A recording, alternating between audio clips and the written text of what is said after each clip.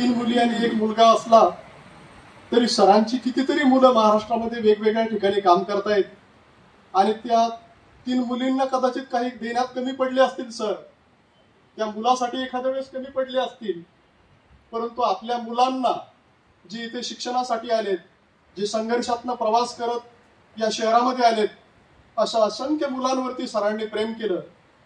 वैजनाथ हा सरांचा थेट विद्यार्थी नाही, परंतु वैजनाथनं पत्रकारितेत कसा प्रवेश केला आणि छत्रपती संभाजीनगरच्या MGM पत्रकारिता विभागामध्ये अगदी तिथे चपराशी म्हणून काम करून पत्रकारितेची आवड म्हणून बाहेरून तो पत्रकारितेचा अभ्यासक्रम शिकत होता. पत्रकारितेत औपचारिकतेचं शिक्षण घेणारी पोरं नंतर बाहेर पडली आणि वेगवेगळ्या वृत्तपत्रांमध्ये जॉईन झाली. परंतु आदरणीय कदम साहेबांनी वैजनाथला लोकपत्रामध्ये जॉईन केलं.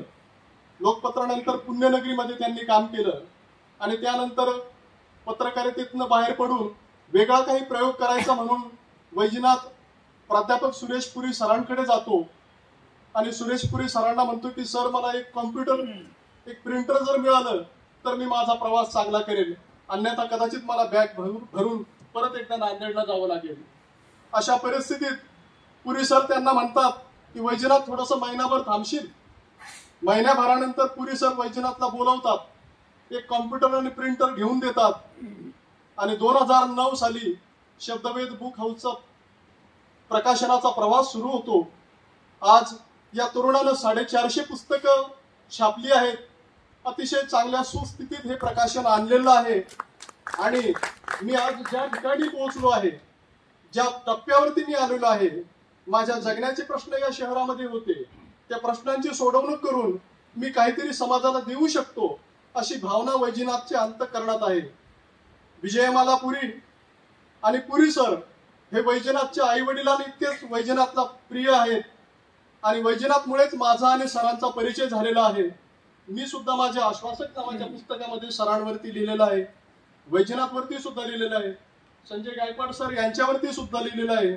जेव्हा तुम्ही चांगल्याचा शोध घेऊ लागता तेव्हा तुम्हाला असंख्य चांगली माणसं भेटत जातात आणि म्हणून हा वैजनाथचा पुरी सरांपर्यंतचा प्रवास आणि आमचे सुद्धा पुरी सरांच्या विद्यार्थी किंवा त्यांच्या कुटुंबामधला होणारा प्रवेश हा याचंच द्योतक आहे.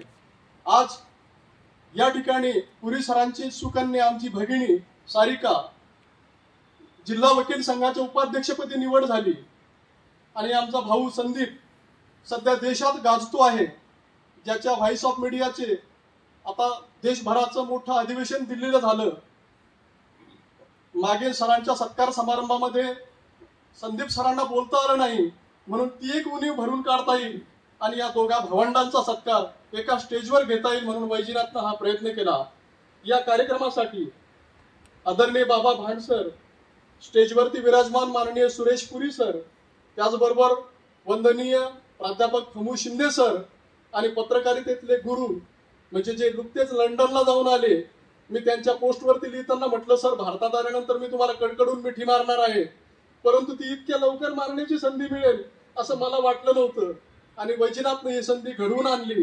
संदीप सरांचं काम, यांचं लेखन, संजय आवटे सरांचं लेखन हे पाहिल्यानंतर असं वाटतं की अशी लेखन कला आपल्या अंगी उतरली पाहिजे. आपल्याला सुद्धा असं शब्द भांडार सापडलं पाहिजे. अशा महनीय व्यक्तींच्या उपस्थितीमध्ये हा सत्कार समारंभ या ठिकाणी होतो आहे. आज रविवारचा दिवस, गर्दी कमी असली तरी दर्दी आहेत. सरांवरती प्रेम करणारे आणि सरांच्या मित्र यादीत जोडल्या गेलेले त्यांच्या कुटुंबातल्या सदस्यांचा वतीनं हा सोहळा आहे. आपण सर्वजण या ठिकाणी उपस्थित राहिलात त्याबद्दल आपणा सर्वांचे मनपूर्वक आभार मानतो. वैजनाथ वाघमारे सरांना मी म्हणालो की आपण स्वतः प्रास्ताविक केलं पाहिजे, परंतु मी पाहिलंय आदरणीय पुरी सरांचा एवढा मोठा अमृत महोत्सवी सत्कार समारंभ घेतला, त्यांच्याकडे माईक दिला आणि सर तुम्ही बोला.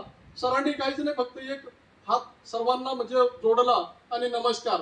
तर वैजनाथही सुद्धा कदाचित सरांच्याच पावलावरती पाऊल टाकून गर्दीमध्ये श्रोत्यात बसला आहे आणि माझ्यासारख्या बाहेरून आलेल्या व्यक्तीला याचं प्रास्ताविक करण्याची संधी देतोय.